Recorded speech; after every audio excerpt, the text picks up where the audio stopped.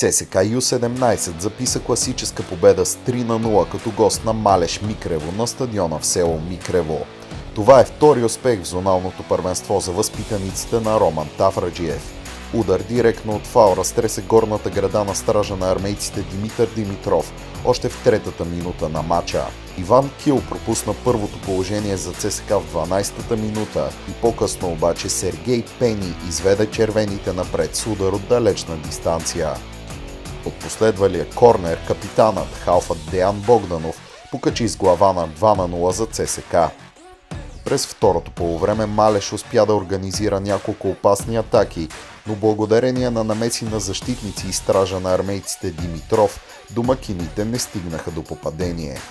За сметка на това в добавеното време на срещата Радостин Владимиров нанесе финалния удар, който оформи крайното 3-0.